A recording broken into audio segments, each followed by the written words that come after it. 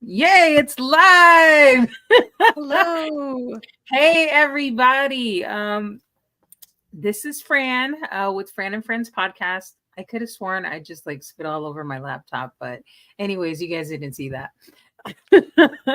When you guys see Fran, you already know that it's Friday. And today I have a wonderful guest with me. But you already know before we get into that, I always love to share my little intro video. So here we go, just to get the juices flowing. Let's go. Let's get it. Let's go. Let's get it. Let's go. Let's get it. Let's go. Let's go. It is just fun watching myself sometimes. I'm like, who is that person? It's awesome. I love it. That's a great way to get things start rolling. Oh gosh. Well, ladies and gentlemen, I have Katie Woodruff here. I call her the journaling podcaster, but I'm gonna allow Katie to introduce herself because she does more than just one thing. And besides also to being an author and a podcaster, I will allow her to lavish herself in this conversation. All right. So an intro about me. I am Katie Woodruff, the host of the podcast Abundantly Aware, coming back soon. And my business altogether, I call myself a journaling tour guide, which essentially means I take you on a tour of your journal through workshops and programs that I host, as well as I also have a physical journal. Let's pop her up. She's always easily available for me. You can see that. Creating Sanctuary. What a beautiful name. Yeah, thank you. Thank you very much. Because I see journaling as a sanctuary that everybody deserves to be able to seek and find. And I do that. I help people do that through my workshops and my programs. I'm also currently at the moment writing 2 books. Got a lot on the go. Yes, I'm about 6,000 words into my first book. So coming 2024, hopefully the end of 2025. My bad. I jumped the gun a little bit. 2025 and a poetry book as well, which, that's kind of whenever it comes, right? Because poetry, I feel like, needs more inspiration. Yeah. And I also do a little bit of online operations management as well on the side. So I do a lot of things, but my love is in journaling and being creative and allowing people to be creative as well. I was looking at your title, Creative Sanctuary. Mm-hmm. I love that name because it's inviting, right? And telling me that there's a safe space that I can doodle and do whatever it is that me and my pen would love to dive into. Most definitely. So what and how did you get into this whole journaling thing? Okay, so it started about 3 years ago. Okay. In May of 3 years ago. So I was working myself really. I was doing a lot of things, and I wasn't taking any space and time for myself. And so that resulted in some physical signs showing up in my body where I had the whole left side of my body went numb. Mm-hmm. And I was worried and scared, obviously. And these, like, it would come in, it wouldn't just be, it would come and go. And so I went to the doctor and they said, oh, it's just a stress migraine. You'll be fine. Stress less and work less. So luckily for me, I was an entrepreneur at that time as well. And so I was able to take time away. I know a lot of people are not able to do that. Plus I have a wonderful partner that's able to support me and us. But I know that if I didn't have that, I wouldn't have been able to take the time away. And I journaled a lot and read a bunch of books and stayed away from screens because I really couldn't be in at the screen. And I found a book called The Artist's Way. So if there are any artists or creatives at all, I'm sure you've heard of it, by Julia Cameron. I just got it. Last week. I have it here. Let me grab the copy real quick. Oh my gosh, that's amazing. Yeah. Sorry, I'm showing everybody my rear end, but whatever. Oh my gosh, that's amazing. Spiral. There we go. Oh, wow. I don't have the physical copy. I have it Audible. That's amazing. Yeah, this comes with the whole spiral. Oh, And I didn't dedicate myself yet because I wanted to make sure that I had the time, because there's like a 12. it's 12. It's essentially like a 12-week course. Okay. So what she says in the beginning is like to read it off first and then go through the actual practices. So that's what I did. I listened to the entire thing in one, like not one go, but I listened to the entire thing. And it's, I feel like it's like less than 5 hours long in Audible. And I listened to it once, and then I went through the actual process, found journaling, and I have been journaling every single day since. There may have been one day where I didn't, but ultimately most days I at least put pen to paper in some way, shape, or form. And that's how I found journaling. And I just feel like everybody on this planet, not just creatives, not just it, the artist way is also a little religious. So sometimes people are kind of taken away from it. She does speak about God, but she also weaves in the universe as well, which is something that I resonate more towards. Right. But I just wanted to bring it to everybody because I feel like everybody deserves the ability to create sanctuary with their journal and create a space for them and them alone. So that is how I decided that I was going to create workshops and programs and journals and share it with everybody. And my business didn't come around for a few years after that. This business anyway, didn't come for a few years after that. And I've been trying to get the word out ever since. It's been about 2 years. So now I have Abundantly Aware, and my podcast is about becoming abundantly aware. And I was able to be that way because of my journal, I think. So you are experiencing some ailments in your body because you didn't give it any attention. Exactly. I was stressed. I was very, very stressed. I did no form of self-care whatsoever. Okay, so your body was retaliating. Oh, absolutely. Absolutely. I haven't had a migraine. That's what they called them. I haven't had one since in 3 years. So I'm really happy about that because the whole entire episode, it lasted about from the end of May till about the end of June. And I'd have them every 3 hours for 3 to 5 minutes. It was quite debilitating. So you utilizing the pen and paper was something that helped you to relieve that stress? Absolutely. Because I'm still stuck on the word sanctuary, because I don't know if people really have an idea of what that means. Because to me, I hear sanctuary, I hear peace of mind. Yeah, I would say that. I would also say your own space. I would also say joy and happiness. I would also say ability to release as well, because I release on my pages as well all the thoughts that are in your mind, or processing through emotions. I also use my journal for that. Yeah. Creating, of course, always creating. Yeah. I love that, the emotional processing. And I think if we can stay on that for a little bit, because I don't feel that people really know that this writing is a space that we can express whatever it is that we're feeling with nobody in judgment. Yeah, that definitely is a part of it. Specifically, like in the workshops that I take people through, that definitely comes up. Like, so what if someone reads it? What if it isn't actually my sanctuary because someone takes it and someone reads my journal? It's a huge. I'm waiting for your answer. Yeah. Well, for me, I'm extremely blessed, and family has never done that to me, as well as, my partner does not do that to me. But I've always thought about putting it in a safe place for you.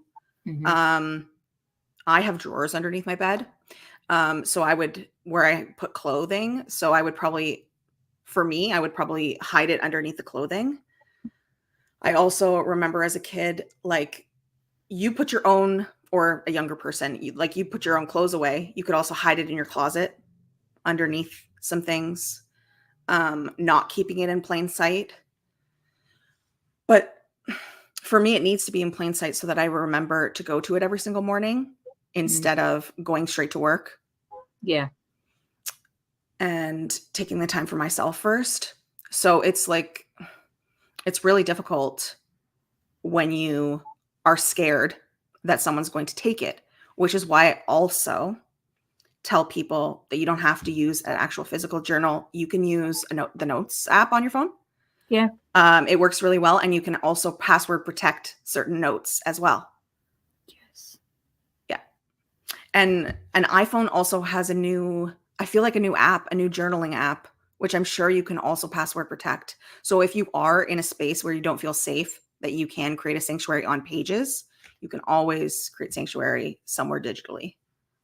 Yeah. I was watching this one like tech person on Instagram. It was like the new journal app gives anybody an opportunity to read what's inside of your notes. And I followed what he was saying and I saw that it was true. I had to disable it. What? Yes. I'll send you the link when I find it. Oh, yeah, that's scary. Okay, Yeah, don't I'm use like, the new why? journaling app then. Yeah, no, definitely not. Yeah, and also if you save it on the cloud, there's a worry that if you save it on the cloud, someone can see it as well. I mean, with that whole leak thing about all of our social security numbers being, that's just like a whole nother ball game. But I don't know, maybe there could be something created where it could be like a family dynamic thing. So where people are coming together and like, hey, this is what I consider mine. And I'd Right. love for you to respect that space. Yeah, the communication. Yeah. Yeah, I mean, I definitely see that, but then I see the other side of the coin where sometimes I feel like if they're worried about their family reading it, they might also be worried about having the conversation with their family about reading it. Well, maybe that's a good thing because maybe is. they read the truth about their behavior. It's true. From it's subjective, right? Because we're all looking at life from our own lenses. Right. So if they get a chance to see the world from our eyes, it's like, oh, maybe I am being up. If there's introspection, but yes, I can definitely see someone cluing in to the fact that there's something wrong there for sure. Yeah. For sure. So what happens inside of your workshops usually? Take us inside of your workshop. Oh, they're so fun. They're so fun. So we start the space with meditation because I mean, I don't want to toot my own horn, but I create a pretty great meditation. And so we meditate to get ready. Don't you have like a meditation thingy? I have meditations on my podcast. Yeah. Yes. You made them yourself, didn't you? Yes, I do. Yeah. Girl, toot your own horn. Toot toot. Yes. Walking meditations. They're usually less than 10 minutes because I just find like when people are starting meditations, and actually, I've been meditating for quite a while and I also like a good 5-minute meditation. It's easy. It's quick. Get in, get out. Yeah, I like it. But yeah, so we always start with a meditation first to get you grounded, bring you into the space of your journal. And then we get right to it. I usually talk about, so I'll give you an example of an introductory workshop that I would take people through. We talk about setting the purpose for your journal, the purpose for the space that we're creating together, like the workshop. We talk about our intentions for the workshop. That's also what's brought up in the meditation to kind of bring you into the space of setting an intention. Seeing how you want to use your journal too, because I found that though lots of people are like, oh yeah, sanctuary, that feels right to me. I feel you. Others are like, I just want a space where I can put out my brain dump, essentially. Yeah, very good. Yeah. As well as like some people want to plan with a journal Mm. or goal set and Yeah. desire dream. I Yeah. think that's great. I'm more on the emotional side. I'm more on the let's create a sacred space, not so structured, more emotion based. But some other people have different opinions, so that comes up. And then we also talk about boundaries. I like to set boundaries around our journals so that you could also call them rules, but I like to call them boundaries. It sounds a little fun. Okay. Official. Yeah. So I have like 3 boundaries that I come back to all the time when it comes to my journals, my journaling practice. And that is, I release all the pressure whatsoever. So in Julia Cameron's book, she talks about it has to be 3 pages every single morning. Was this the automated writing? Yes. Well, she calls it morning pages. Okay. It is basically like a brain dump, just like write, whatever comes to your mind.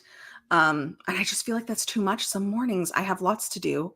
Some mornings I need to get to my desk by 8 a.m. Some mornings because I'm self-employed, some mornings I can wait until 11 o'clock to get to my desk. And people who work 9 to 5s don't have that opportunity at all.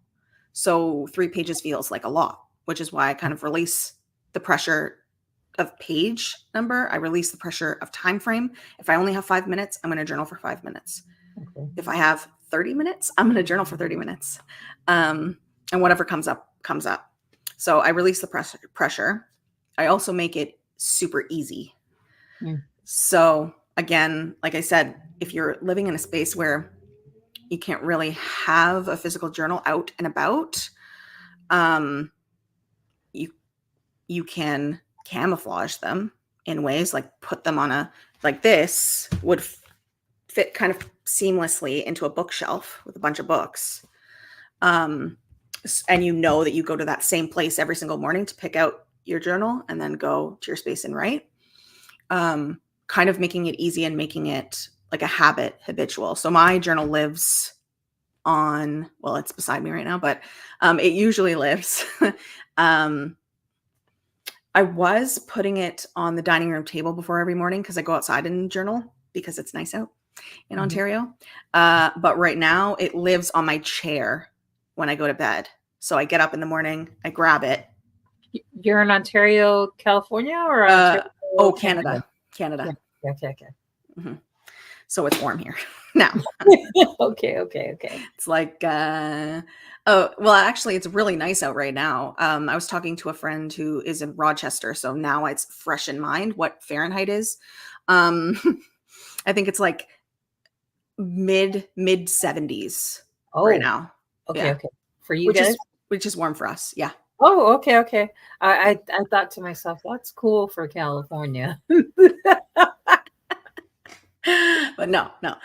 In Canada, it's warm for us. And it does get up to about like 80, 82. Some days gets really hot. I see that as really hot. Now I know like people in Florida, that's not hot for them.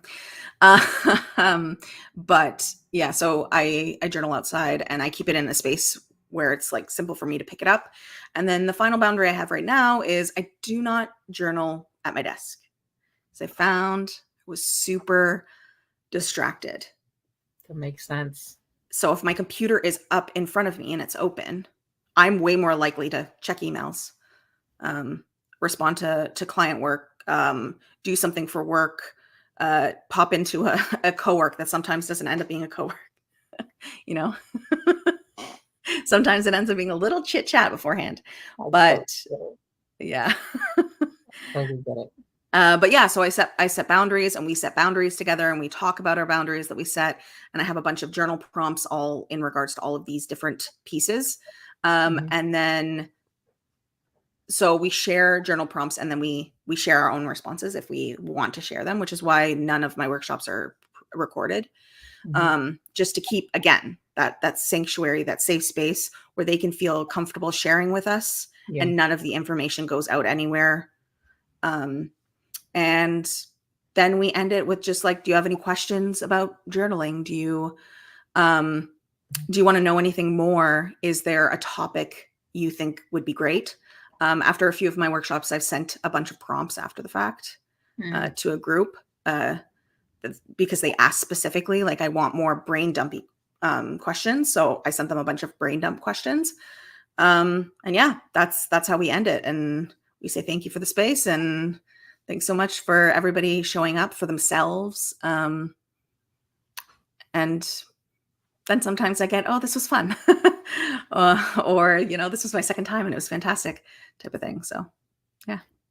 So the 3 boundaries are to make it a routine. Mhm. The second one is to not do it at your desk. Mhm. And I missed the third one. Release pressure. Release pressure. Oh, release the pressure. That's right. That was the main one you were talking about for a while. Yes. I don't know why I didn't pick that up as the third one. That's okay. That's okay.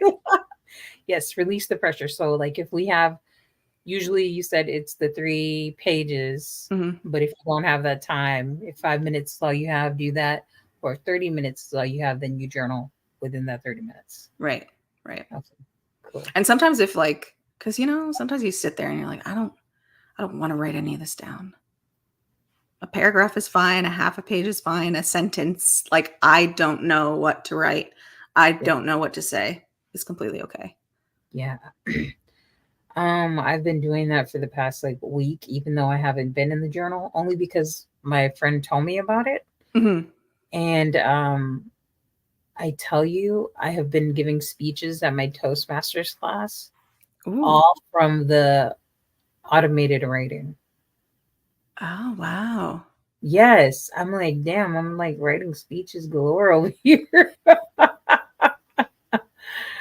Awesome. It's like it's coming down from you, like from source. Yeah. I know that after I finish sharing my speeches, like for example, the last one that I did, I got first place. Congratulations. Thank you. You're welcome. And that wasn't like the be all. The be all was when people came up and they were like, I never looked at a tree like that. Because I'll share with you a little bit what happened. Yeah, do. So the trees have, the process of growing from a seed, then becoming this huge structure. Right.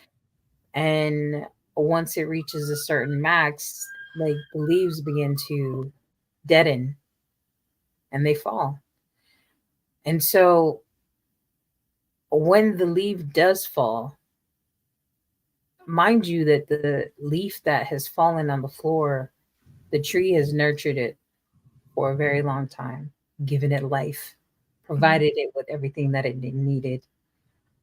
But the tree can't do anything about the dead leaf falling because this is the cycle of life. The tree doesn't get up from its roots and go to the dead leaf. Oh no, don't fall. True. The tree is still. The tree is in observation. The tree is already inherently, it knows that movement has to occur. And so what happens to the leaf? The leaf could be trampled and stepped on, but also somebody could pick it up as a piece of art. It's not the tree's job to figure out what happens to the dead weight. It's the tree's job to be in observance.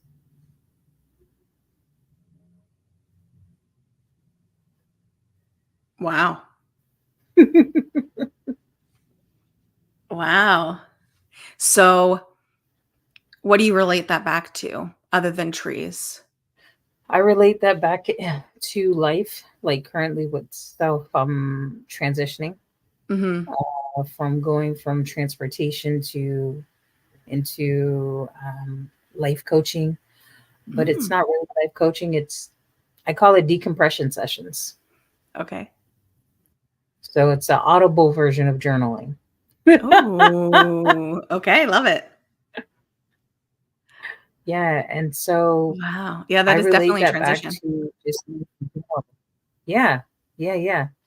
Um, because I'm at this space right now where I know that shifting needs to occur. And so everything around me is saying that move Mhm. the old energy out. And so for me, and this could apply to anybody else that's listening, if they have something in their life that is not moving, that is heavy, it's time to move and shift that thing out the way, Mm, because dead weight is dead weight, right? It's not serving us in any way, shape, or form. absolutely. Yep. Hi, son. My kids just walked in the door. Oh man, that's so profound. Um, yeah, that's really profound. Oh, made it I rain, girlfriend. yeah. Yeah, I definitely see the connection there that you made there through your transition. Yeah. And we do always go in these like ebbs and flows, regardless of what it is. It's not always a career. Sometimes it's where you live. Sometimes it's a relationship. Yeah. Sometimes it's a family relationship. Yeah. Or patterns of behavior. Mm. Oh yeah, definitely. Yeah. Oh, definitely. Yeah. And it's just up to us to move through the cycle because it's going to happen. Yeah. Release what's no longer serving us and let it be instead Yeah. of, you know, trying to pick it up or trying to force it or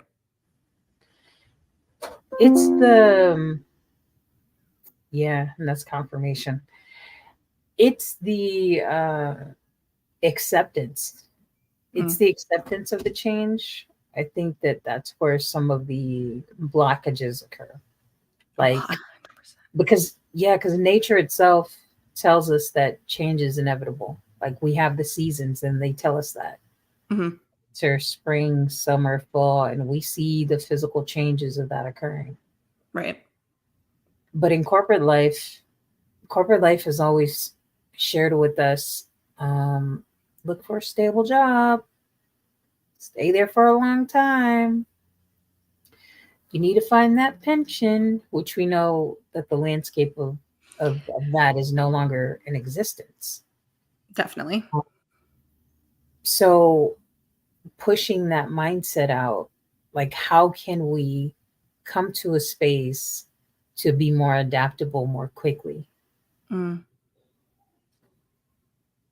Because if nature knows it inherently, Yeah. and we also too are a part of nature, Yes, we are.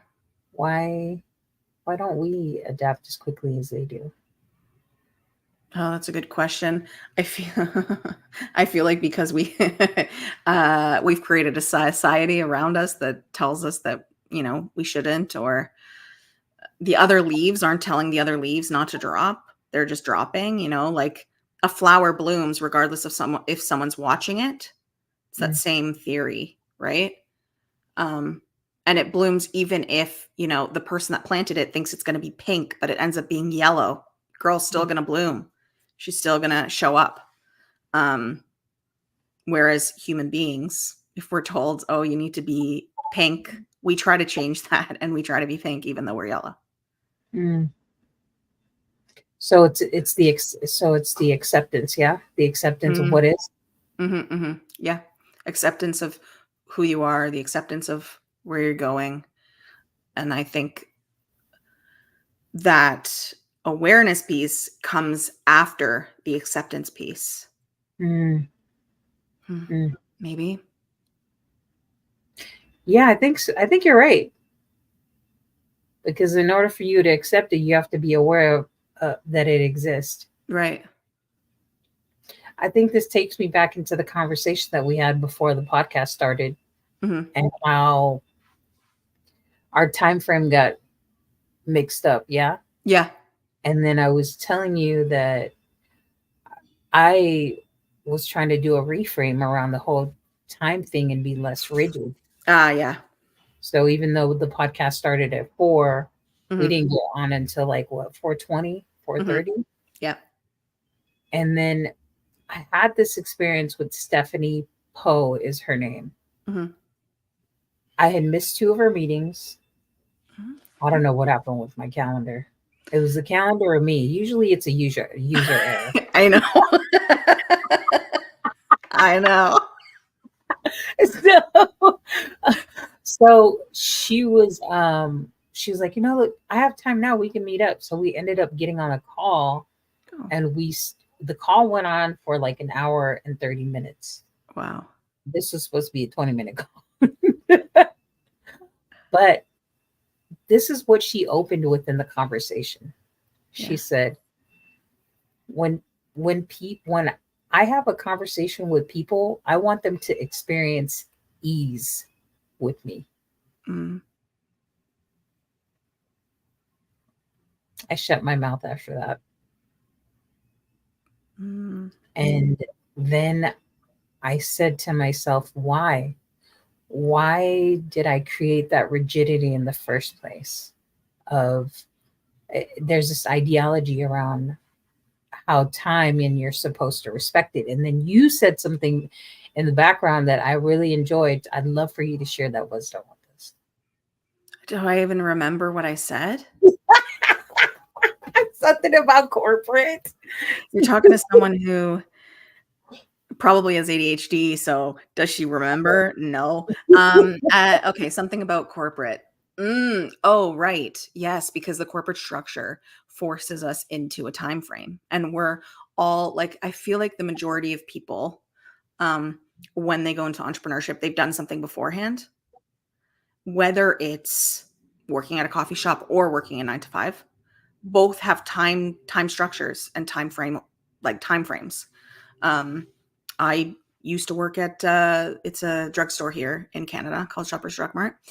It's one of the big guys, and I was the supervisor, so I had to time everything out. I took my break now. I held space for this person's break then. I took post office break then. I did, so everything is timed out, and so we're so used to this rigidity, and it's so difficult, I feel like, for us to come out of that and be like, it's okay if something slips.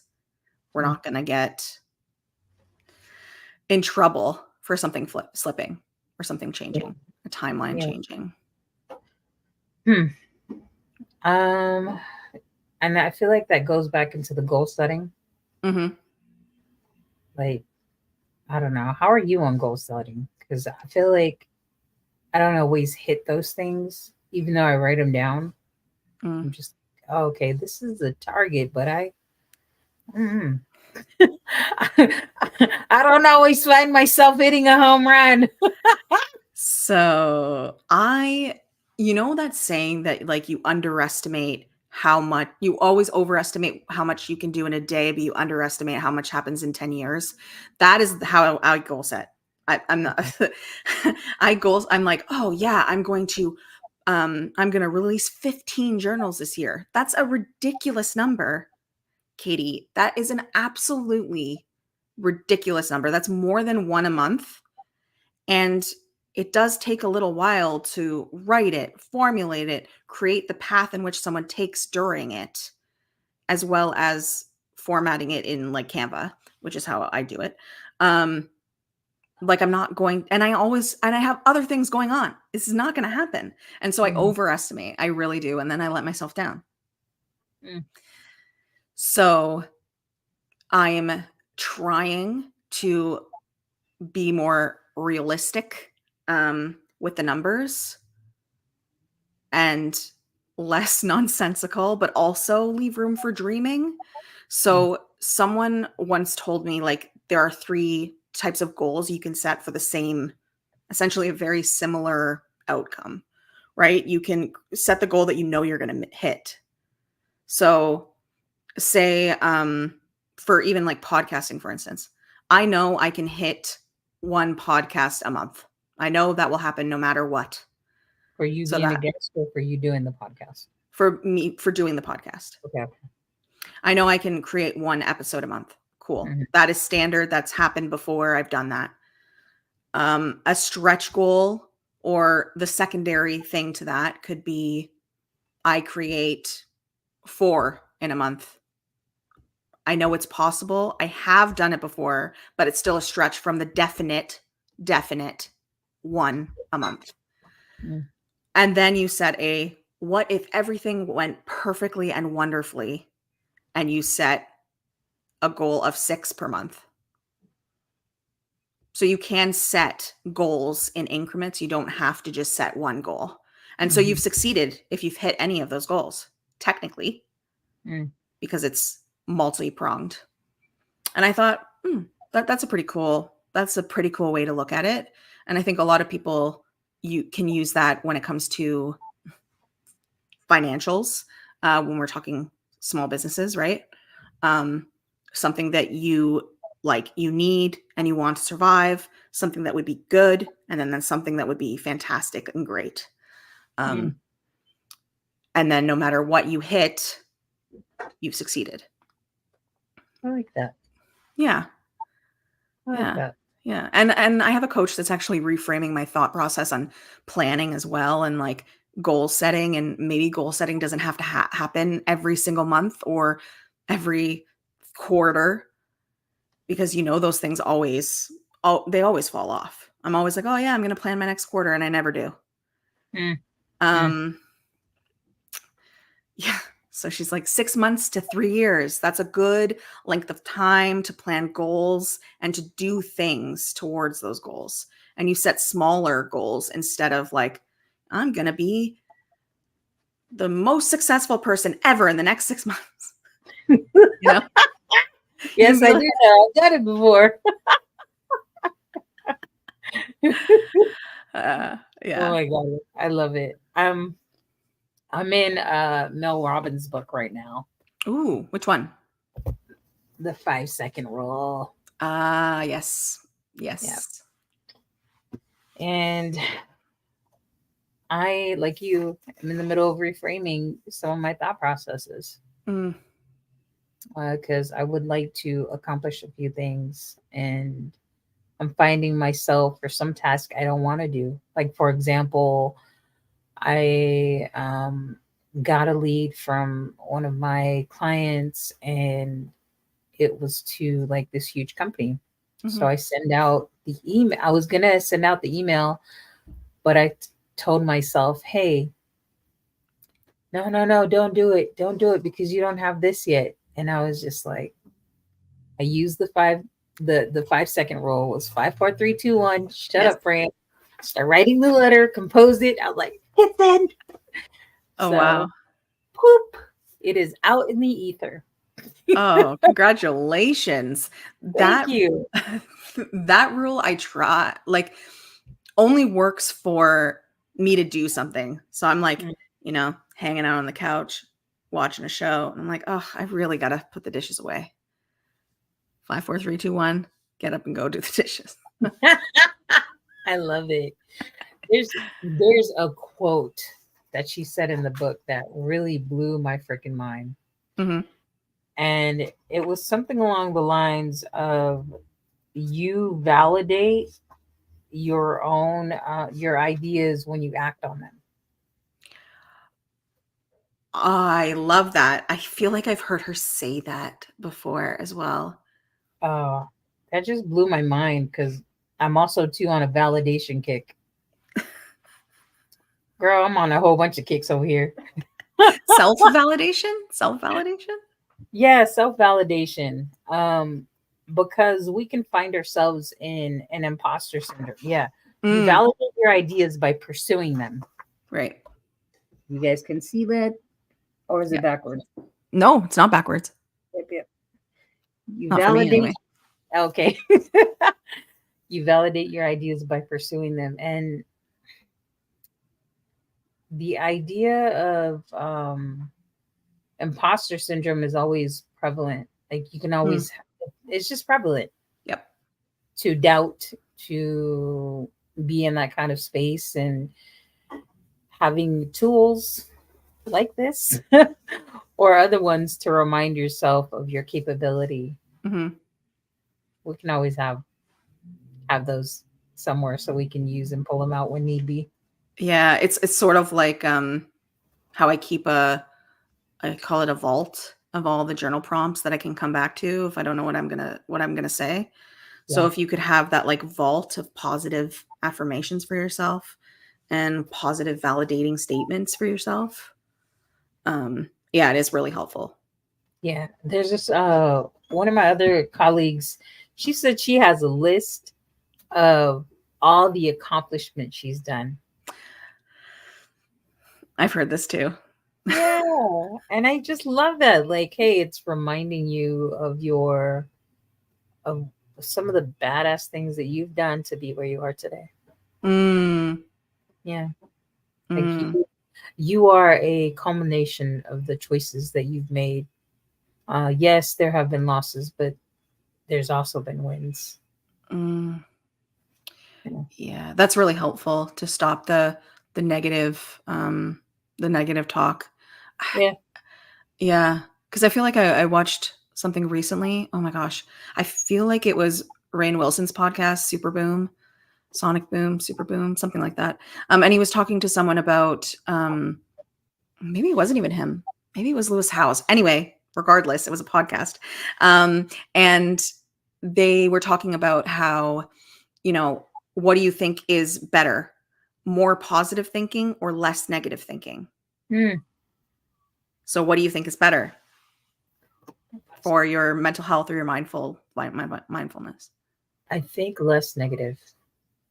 Yeah, that's exactly what he said. He said that a less negative thought pattern is much more helpful for your mindset and you as like your wellness, your well-being, than it is to have more positive thoughts.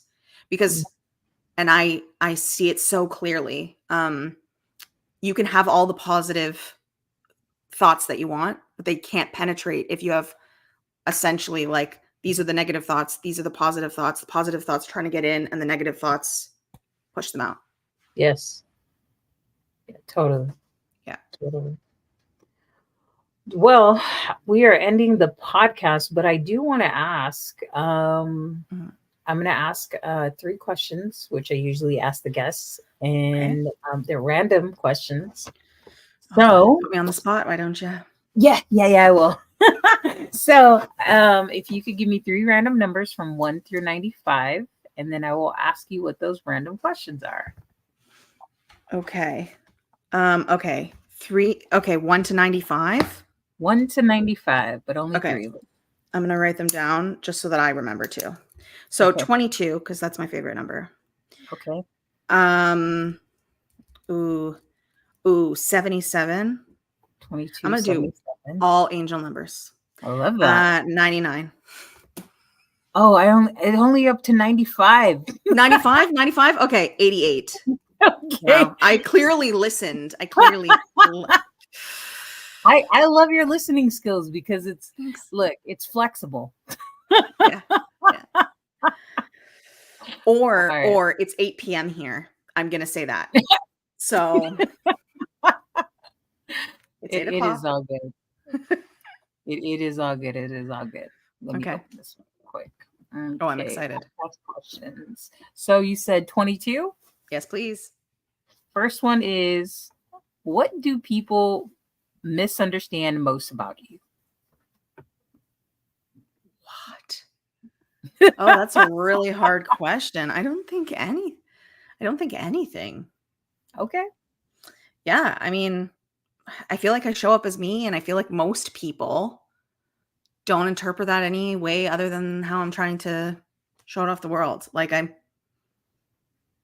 maybe something I say, maybe like I say something and it's misconstrued because Mercury's in the retrograde right now, or has been. So You yeah. are in Mercury retrograde, y'all. So any miscommunication, blame it on the retrograde. Yes, yeah. So other than that, that's all I can think of. Next question. Okay. All right. So your next one is 77. Mm-hmm. Do you have any podcast recommendations? Ooh. Okay. Yes, I do. Okay. So get your pens and papers out, folks. So there's a podcast called the Unpublished Podcast. Ooh. It's by two writers, and it's about creativity. It's beautiful, and being an artist. And Okay. the way they riff off each other is really nice. I quite like their dynamic. And he calls her out a lot, which is awesome. He's more logical, she's more airy fairy, and it's just like a really good combo, in my opinion. I like that. With some topics, and he keeps her in line. He's like, Amy, let's get to sometimes he keeps her in line. So I really like that podcast. And then a friend of mine has a podcast called High Vibe Table Talk. High Vibe Table Talk. Why I feel like I've heard that. It's great. It's so she talks to different people about different things. She had a really good talk on recently that I listened to with about ADHD. And getting diagnosed versus not getting diagnosed, what that means for you, late stage diagnosis, because she just got diagnosed late stage. She's in her mid 30s, which was a very, very good talk, and made me realize a few things about me and the fact that I most likely have ADHD, even though I don't have a diagnosis yet. So yeah, I would recommend both of those. I love them both. Okay. Thank you. So for those of you that missed it, she said unpublished and then High Vibe Table Talk. And those are on Spotify? Yes. Yeah. Okay. So last question is, can you share your top 3 book recommendations to the audience? Okay. Well, I already shared one. I would say The Artist's Way is a really great book. Okay.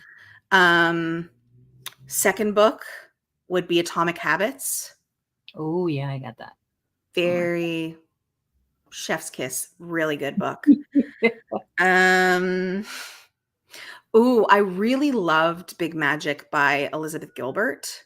Love that freaking book. I quote that one all the time. I love it. I saw her speak in Toronto last year, I think now at this point.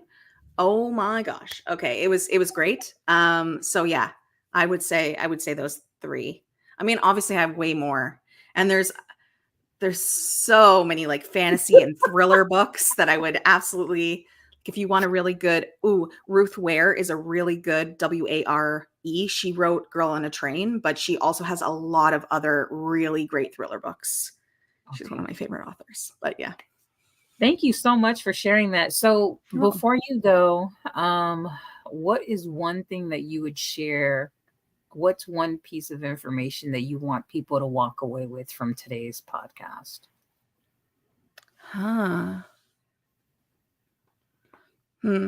That sanctuary is available to you